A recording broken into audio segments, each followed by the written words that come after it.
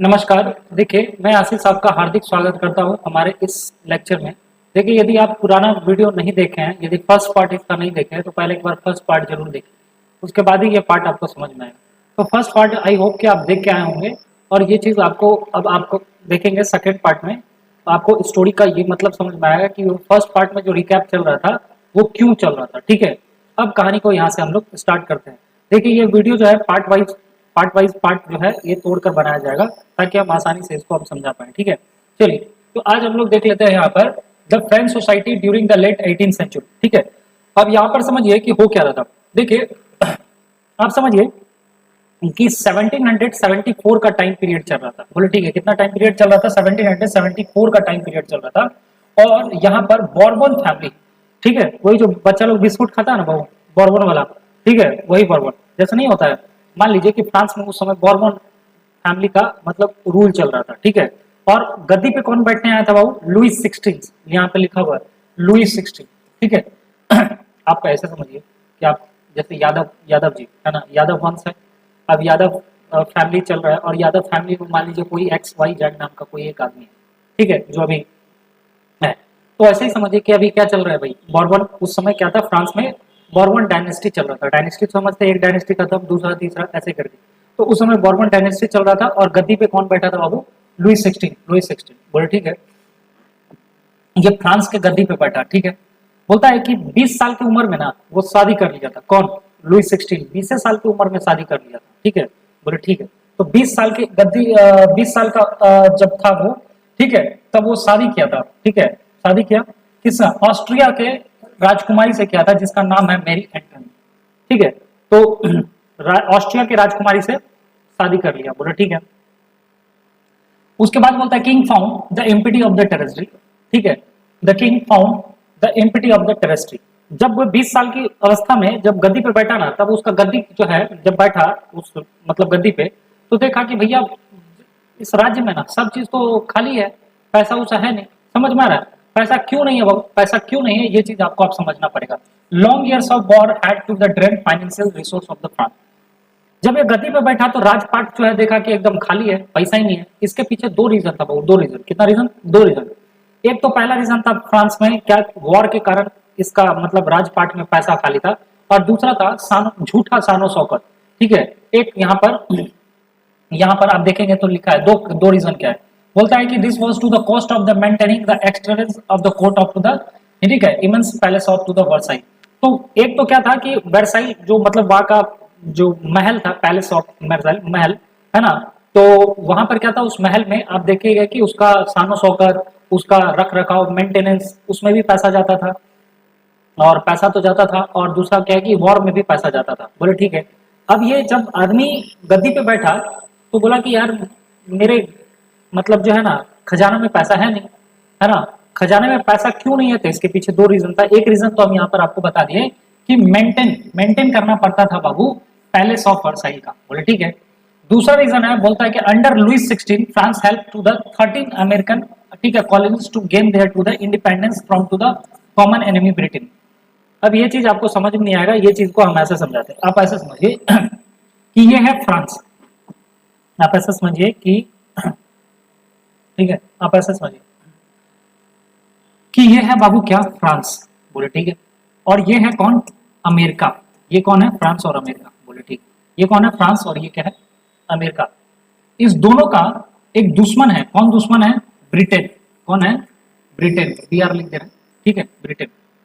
ये ब्रिटेन दुश्मन है। ठीक है, ये कौन है बाबू? ब्रिटेन। ब्रिटेन से अच्छा है कि यहाँ लिख देता है ब्रिटेन, या फिर इंग्लैंड भी लिख देता है, इंग्लैंड। ये इस दोनों का दुश्मन कौन है? ठीक है, इंग्लैंड है। ठीक है, इंग्लैंड, या फिर आप ब्रिटेन भी बोल सकते हो, ब्रिटेन।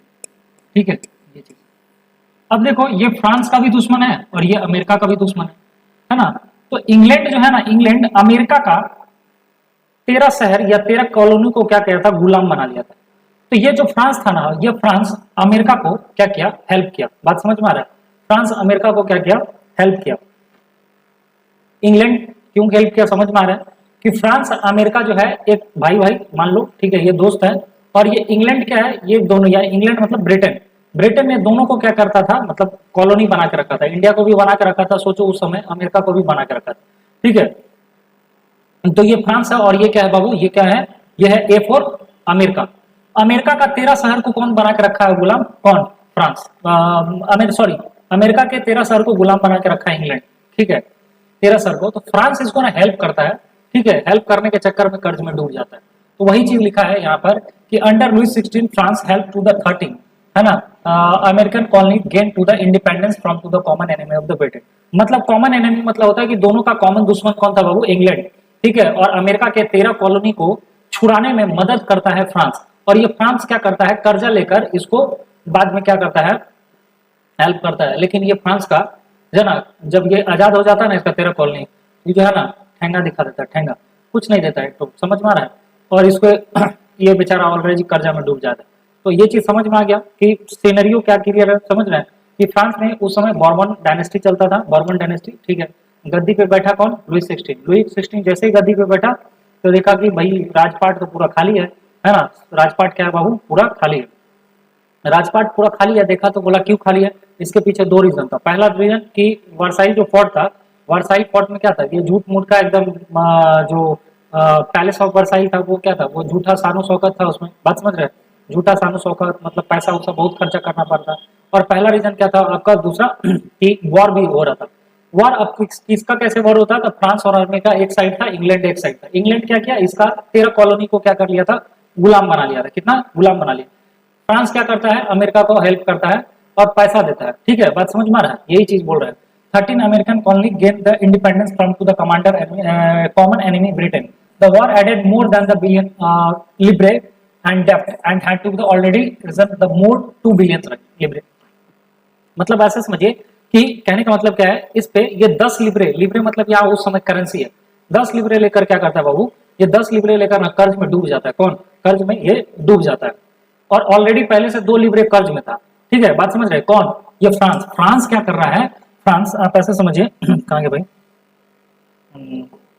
फ्रांस जो है ना, फ्रांस, फ्रांस, ठीक है, फ्रांस समझ रहे हैं, फ्रांस क्या करता है, फ्रांस, फ्रांस जो है ना, फ्रांस अमेरिका के साथ में मिल जाता है, ठीक है, और इसको कुछ पैसा देता है, पैसा, ठीक है, बोलता तुम लड़ो हम देंगे, सपोर्ट करेंगे। और ऑलरेडी ये 10 लिब्रे, 2 लिब्रे का ऑलरेडी पहले से कर्ज था, 10 लिब्रे और ले लेता है, समझ में आ गया, ठीक है। तो कहने का मतलब क्या है कि लिब्रे जो है यहाँ पर आप जो देख रहे हैं, लिब्रे, लिब्रेस क्या है यहाँ पर, ये करेंसी है, that rise the more than the 2 billion Libre, already पहले से ये कर्जा में डूबा रहता है, ठीक है। Lenders have to give to the state credit now begin to the charge 10% interest. अब आप ऐसा समझो आप ऐसे समझो कि आप ऐसे समझो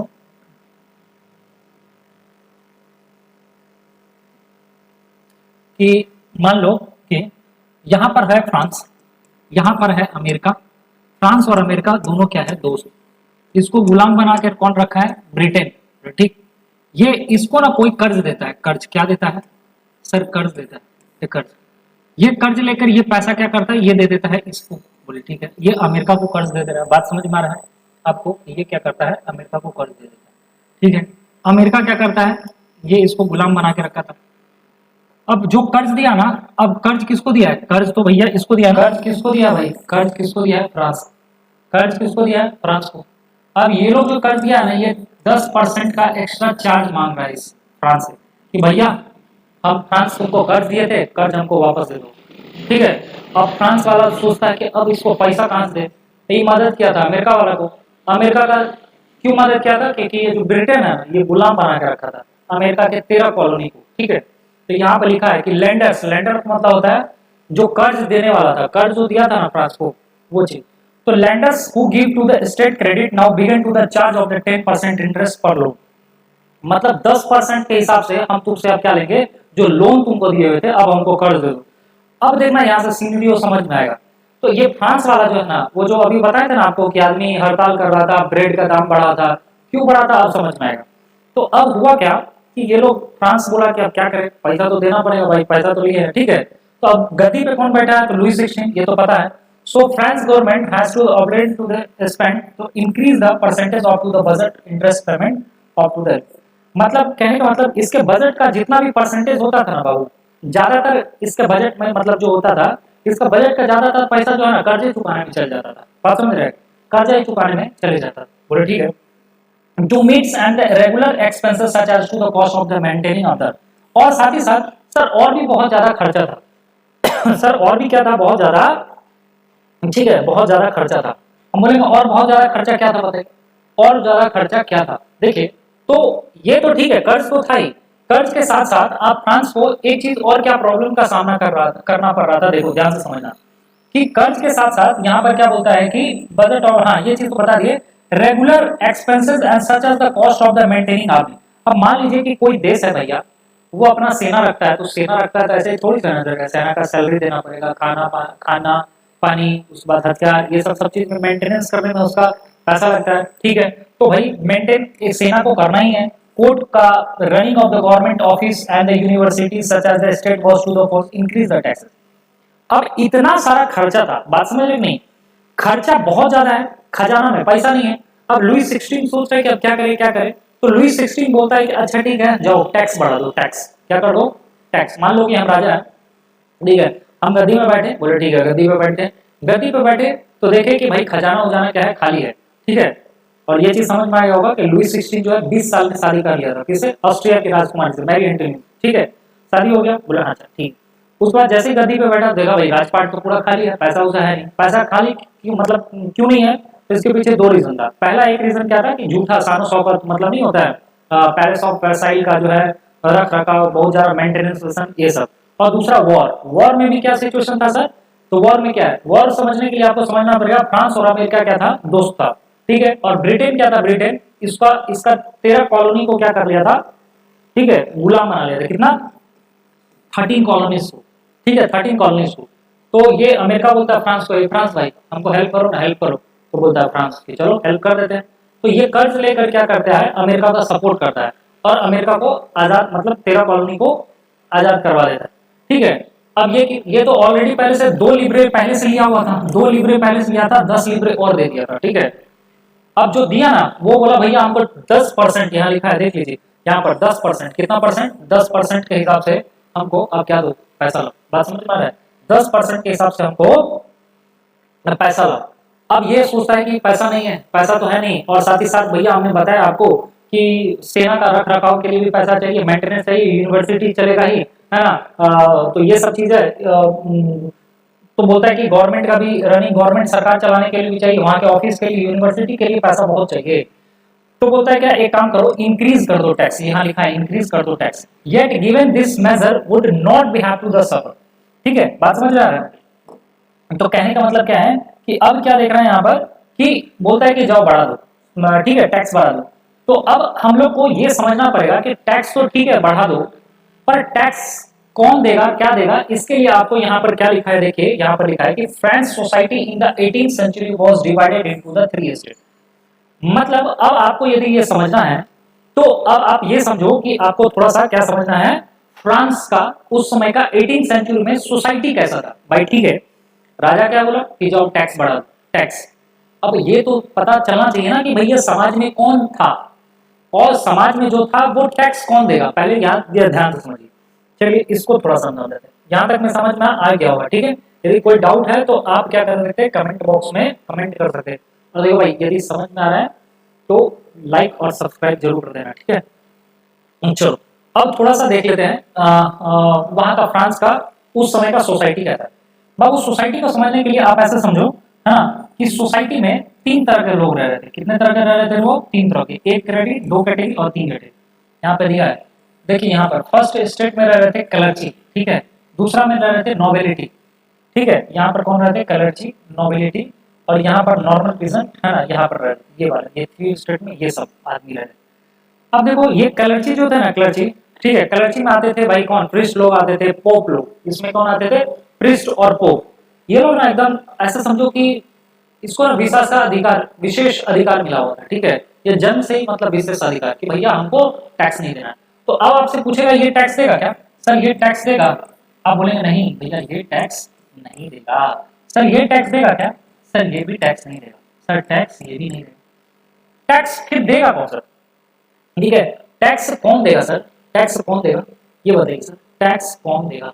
ठीक है, टैक्स ये दोनों टैक्स नहीं देगा। यानी कहने का मतलब क्या है, टैक्स ना ये देगा ना टैक्स ये देगा, टैक्स ये लोग देगा। बात समझ में है? क्यों? नॉबिलिटी मतलब कौन है? तो नॉबिलिटी मतलब होता है किंग। नॉबिलिटी में कौन आते थे भाई? नॉबिलिटी में कौन आते सर? इसमें किंग आते थे, ठीक है। किंग के कौन आते थे? किंग के जितने भी फ्रेंड लोग थे ना, ठीक है, फ्रेंड आते थे। इसके रिलेटिव जो भी है सो आते थे, ठीक है। इसमें भाई आते थे कौन? इसमें आते थे पोप। इसमें कौन आते थे? पोप लोग आते थे। अब देखो थर्ड स्टेट में भी क्या है ना, अभी आजकल हम लोग सुनते हैं ना, बार बार हम लोग बोलते हैं मिडिल क्लास मिडिल क्लास। देखिए मिडिल क्लास क्या है, ये फ्रेंच रिवॉल्यूशन से उठ के शब्द आया है क्या, मिडिल क्लास। तो देखिए उस समय ना कोई मिडिल क्लास था नहीं बेसिकली, ठीक है। अब देखो आपको जान के बड़ी मतलब हैरानी होगा कि भाई थर्ड स्टेट में जो बड़े बड़े बिजनेसमैन थे ना, बड़े बड़े बिजनेस, वो भी थर्ड क्लास में आते थे, ठीक है। जितने भी मर्चेंट थे, मर्चेंट मतलब होता है व्यापारी, ठीक है, और कोर्ट के ऑफिशियल लॉयर्स, ये सब आते थे। और पीजेंट यहाँ भी देख रहे हैं और स्मॉल पीजेंट यहाँ भी देख रहे हैं, ठीक है। अब देखिए कि पीजेंट भी दो तरह के होते थे, ठीक है। एक वैसा पीजेंट कि भाई जिसका अपना खेत तो है, जो अपना पैसा उसा क्या कर सकता है, खेत है उसको पैसा उसा दे सकता है। और एक होते थे स्मॉल पीजेंट। स्मॉल पीजेंट का मतलब होता है कि जिसके पास अपना पैसा नहीं है, ठीक है, उसका अपना पास में पैसा भी नहीं है, उसका अपना खेत भी नहीं है। और एक होते थे पीजेंट, मतलब आप समझते हो ना, पंजाब साइड में भी एक ऐसे किसान होते हैं भाई साहब। और पंजाब साइड में एक ऐसे किसान भी होते हैं जिसके पास में क्या है भाई, बहुत जमींदार टाइप के है किसान, पर बहुत जमीन है, ठीक है, वो टैक्स पे कर सकते हैं। लेकिन मान लो कि जो है क्या बोलते हैं, वैसा किसान है ना, या वैसा पीजेंट जिसके पास अपना तो कुछ है ही नहीं भाई, ना जमीन है ना कुछ है, वो दूसरे के अंदर में काम करते हैं। बात समझ रहे हैं? तो वो चीज, तो दोनों तरह के पीजेंट आते थे इसी थर्ड स्टेट में, ठीक है। लैंडलेस लेबर भी हुआ, सर्वेंट हुआ, नौकर, ये सब सब आते थे इधर। तो ये लोग सबको जो है ना बाबू, ये सबको टैक्स देना पड़ता है, ये लोग टैक्स नहीं देगा। और राजा तो यहीं से है, ठीक है। और पोप क्लर्ची, अच्छा ये कौन थे भाई? चर्च में रहने वाले लोग थे। समाज समझ में आ गया होगा, सोसाइटी। जैसे उस समय क्या था, जैसे आप देखेंगे तो ब्राह्मण है ना, राजपूत, शूद्र है ना, ऐसे करके था जो ग्रुप बटा हुआ था समाज में, है ना, कि ब्राह्मण सबसे ऊपर होगा, शूद्र जो है सबसे नीचे होगा, है ना। तो ये सब चीज ऐसे समाज बटा हुआ था। तो उस समय में कहता था तो तीन स्टेट में बटा था। एक नंबर पे कौन है? फर्स्ट स्टेट में आते थे भाई क्लर्ची। क्लर्ची मतलब क्या होता है? चर्च में रहने वाले लोग। सेकंड में नोबिलिटी। नोबिलिटी मतलब राजा उजा लोग, ठीक है। और थर्ड स्टेट में आएगा बड़े बड़े बिजनेसमैन। अब आपको बड़ी लग रहा होगा बिजनेसमैन इसी क्लास में आते थे, बोला हाँ। और ये लोग जो है ना, जन्म से ही जो है ये लोग को क्या मिला होता है, एक मतलब विशेषाधिकार मिला होता है कि भाई जन्म ले लिया, हाँ बस तुम जन्म ले लिया, अब तुमको कोई टैक्स वैक्स देने का जरूरत नहीं है। बात समझ में आ गया? और ये लोग चूंकि जन्म ले लिए थे थर्ड स्टेट में, है ना, तो ये लोग को टैक्स देना पड़ रहा था। ये चीज समझ में आ गया? अभी तक का कहानी में एक बार पहले फिर से रिकैप कर देते हैं कि 1774 को लुई 16 क्या हुआ, गद्दी पे बैठा, गद्दी पे खाली पाया गया, 20 साल की अवस्था में बैठा। शादी ऑस्ट्रिया के जो है राजकुमारी से हुआ था, मैरी एंटोनियो के साथ में। जब गद्दी पे बैठा देखा गद्दी पूरा खाली। गद्दी खाली क्यों था, ये चीज भी हम आपको बता दिए कि क्यों खाली था। क्योंकि वहां पर बताया कि वहां पर दो वजह से था। एक तो पैलेस ऑफ वर्साइल में जो उसका रख रखाव था, यहाँ पे लिखा भी है, देख लीजिए कि king found the empty treasury, long years वो वॉर भी होने रहा था, वॉर, और फाइनेंशियल रिसोर्स भी था फ्रांस में कम। और यहाँ पर देख रहे हैं कि immense the palace of the Versailles, ठीक है, मेंटेन करना पड़ता था, तो उसके लिए भी। और वॉर, वॉर क्यों था वो चीज हम आपको बता दी, ठीक है। तो अब आगे बढ़ जाते हैं हम लोग थोड़ा सा। तो 10% जब कर्ज मांगने लगा, और फ्रांस में पैसा था नहीं, है ना, 10% से कर्ज भी मांगने लगा, इंक्रीज, तो क्या बोला, जाओ, ठीक है, ये major would have to the suffered France society 18th century में। तो यहाँ पर यहाँ से अब हम लोग पढ़ते हैं कि France society into the 18th century divided into the 3 state, ठीक है। 3 स्टेट कौन कौन सा, मतलब 3 पार्ट में बटा होता है, 1 पार्ट, 2 पार्ट और 3 पार्ट। हम ये चीज भी आपको समझा दिए। Member of the third state and the pay tax. तो यहाँ लिखा है, देखिए बाबू, लिखा है कि थर्ड स्टेट पे टैक्स, लिखता है, लिखा है, मतलब टैक्स कौन देगा? वो टैक्स यही लोग देंगे, टैक्स ये लोग देंगे। और ये लोग टैक्स ना, बिल्कुल नहीं। ये लोग बोलते थे टैक्स नहीं देना, हम लोगों को क्यों देना है, हम लोग तो आराम से एकदम, समझ रहे हैं, हाई सोसाइटी। मतलब समझिए कि आज भी यदि समाज देखे हैं, समाज, तो आज समाज में 3 तरह के कैटेगरी के लोग रहते हैं, ठीक है। एक होते हैं बाबू, 1 नंबर पर आता है अमीर लोग, अमीर एकदम रिच आदमी। 2 नंबर पे जो होता है, मतलब 2 नंबर पे तो मिडिल क्लास, और 3 नंबर पे होता है पुअर क्लास, जिसमें हम लोग बिलोंग करते हैं, हम, ठीक है। रिच, रिच में तो अंबानी उमानी, मिडिल क्लास जो आप लोग, ठीक है, और थर्ड समझ रहे हैं, गरीब आदमी जो हम है। समझ में आ गया? तो ये चीज है, इसी में हम लोग रहते थे। मतलब अभी का है सोसाइटी, लेकिन उस समय ये लोग था, समझ में आ रहा है? उस समय तो बिजनेसमैन भी बाबू इसी में आ रहा था, और बिजनेसमैन को भी मतलब कोई इज्जत नहीं, टैक्स वैक्स देना पड़ेगा। अब यही लोग से जो है ना बाबू, यही लोग जो है, यही लोग थोड़ा सा ज्ञानवान हो जाएगा ना, तो ये लोग मिडिल क्लास बन जाएगा। समझ में आ रहा है? मिडिल क्लास वहीं से आया। चलिए आगे देख लेते हैं। ठीक है, तो society of to the state of the was part of to the feudal system of to the dated back into the middle age. ठीक है, चलिए यहाँ तक में कोई और कुछ है नहीं यहाँ पर। बोलता है कि system French society organise peasant made of to the, हाँ अब ये थोड़ा सा काम का चीज है, इसको थोड़ा सा हम लोग क्या करते हैं पढ़ लेते हैं थोड़ा सा। ठीक है,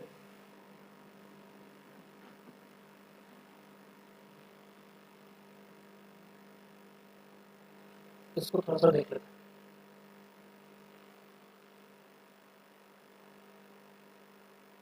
अब थोड़ा सा ये चीज देख लेते हैं हम लोग। ठीक है,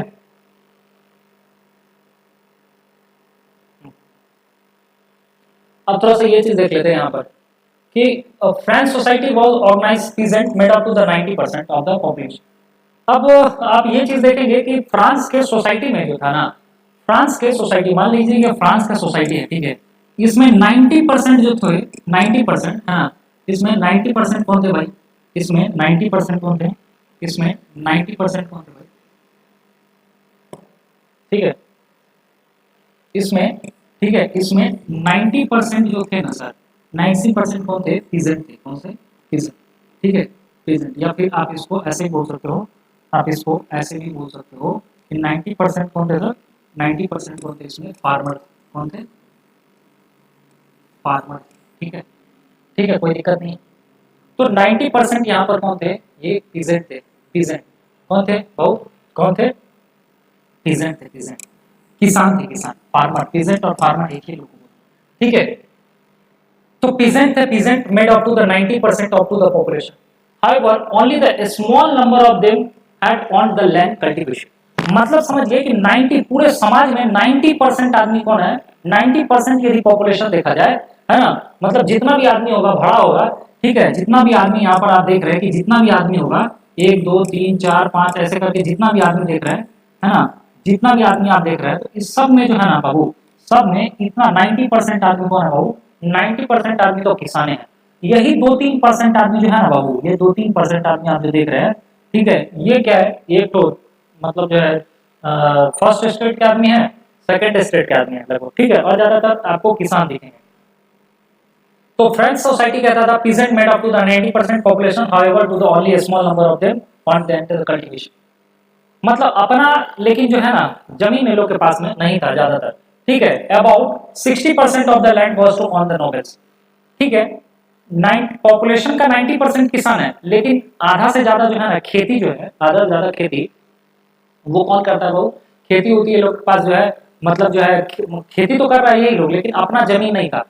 ज्यादातर जमीन पे कब्जा कौन करके बैठा था, कब्जा करके बैठा था कौन, वो जो आपको हम आपको बताएं अभी, वो क्या नाम है यहाँ पर जो आपको बताया आपको कि ज्यादातर जो है आपको जो जमीन पे कब्जा करके बैठा है, वो कब्जा करके बैठा है क्लर्जी और नोवेलिटी के लोग, यहाँ पर लिखा है। ठीक है, तो 90% ऑफ टू द, यहाँ पर 90% of to the population, however only the small number of them on the land. मतलब 90% आदमी के पॉपुलेशन होने के बावजूद भी इसके पास में अपना खेत नहीं था, कल्टीवेशन नहीं कर पाता था, क्योंकि इसके पास में अपना जमीन ही नहीं था। ठीक है, 60% लैंड तो कौन कर लिया था, वो 60% लैंड पे किसका अधिकार था, ये लोग का, ये लोग का। ठीक है, 60% का। Church and other richest member of to the third state, बोले ठीक है, और इसमें भी बिग बिजनेसमैन वो लोग का। The member of the first to state that to the clergy and nobility. ठीक है, the member of to the first to state, ठीक है, that clergy and to the nobility enjoy to the certain privilege by to the birth. ये चीज बता दिए कि भाई जन्म से ही वो लोग को क्या मिला था, बाय बर्थ वो लोग को क्या मिला था, एक विशेष तरह का छूट मिला होता है, भाई टैक्स वैक्स नहीं देना, किसको, क्लर्जी को और नोबिलिटी को। यहाँ तक भी समझा दिए। द मोस्ट इंपॉर्टेंट दिस क्या होता है कि exemption from to the paying tax of to the state. मतलब भाई टैक्स तुम ही लोग को देना पड़ेगा और किसी को टैक्स नहीं देना है, टैक्स तो तुम ही लोग को देना पड़ेगा और किसी को भी टैक्स नहीं देना है। इतना समझा दिया आपको, इतना में आपको डाउट है तो बताइए, इतना में आपको डाउट है तो बताइए, ठीक है, नहीं ना, ठीक है, तो आपको टैक्स तो आप ही लोग को देना पड़ेगा। ठीक है, यहाँ तक कोई डाउट नहीं है। चलिए, तो यहाँ पर बोल दिया कि 90% जो है पॉपुलेशन था, लेकिन पॉपुलेशन के पास इतना पॉपुलेशन होने के बाद भी फिर वो लोग अपना खेती नहीं कर पा रहा था, वो लोग अपना खेती नहीं कर पा रहा था। वो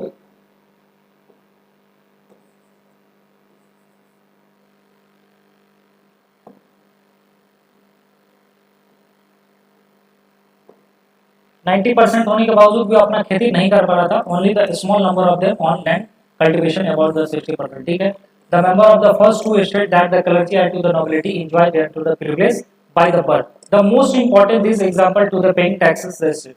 The nobles further enjoy federal feudal privileges, ये भी बता दिए। अच्छा ठीक है, तो peasant were to the obligated to render service of to the lord to work his to the house। अच्छा एक चीज तो आपको हम समझाई दिए कि नॉवेल्स आप ऐसे समझिए, यदि नहीं समझ में आया तो, कि आप ऐसे समझिए कि क्लर्ची जो थे ये क्या थे, ये लोग जमीन पे क्या कर लिए थे, क्लर्ची जो थे ये जमीन पे क्या कर लिए थे बहू, ठीक है, क्लर्ची पे क्या कर लिए थे, जमीन पे कब्जा कर लिए थे। ठीक है, कब्जा कर लिए थे क्लर्ची, क्लर्ची लोग जो थे। तो यहाँ पर अब आप क्या देख रहे हैं कि from paying the taxes and the state the nobles further enjoy to the federal privilege. ठीक है, अच्छा extreme from to the peasant, peasants were to the obligated to render service of to the lord।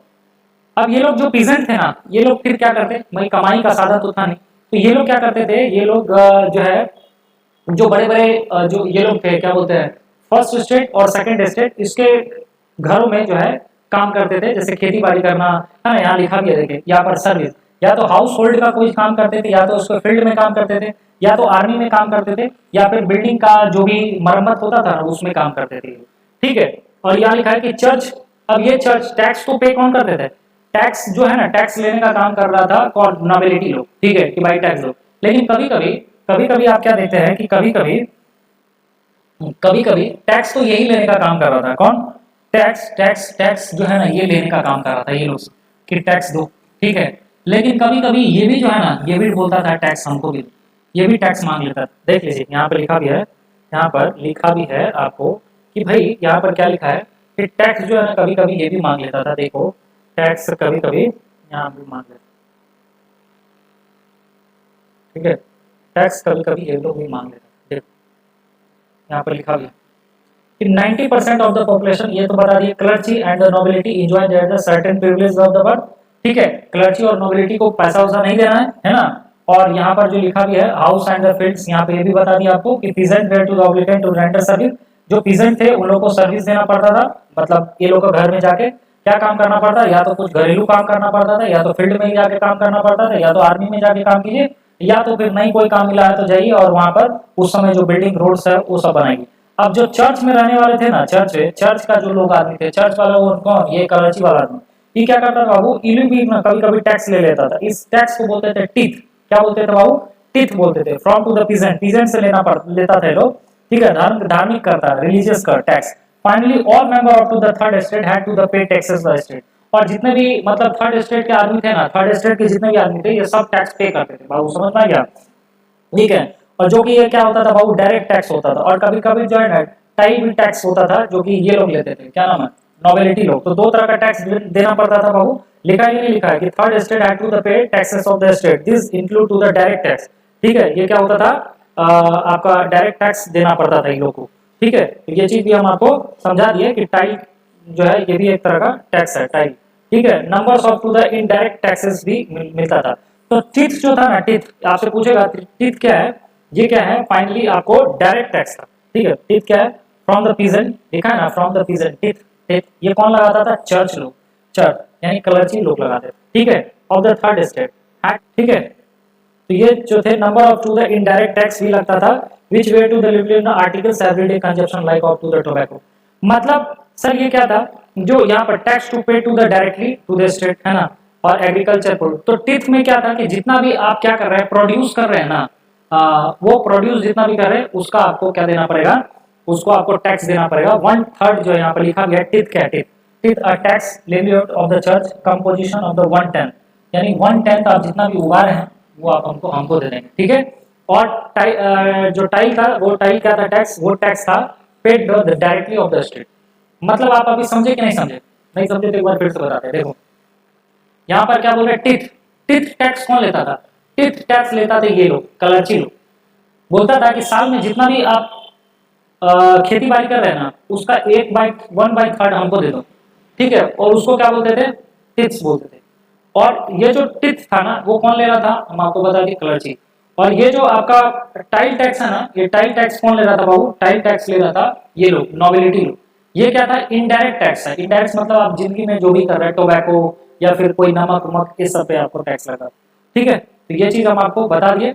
और tobacco the, ठीक है, burden of to the financing activity state through tax bond by to the third state allot. और पूरा जो भी tax था वो सिर्फ टैक्स कौन पे कर रहा था बाबू?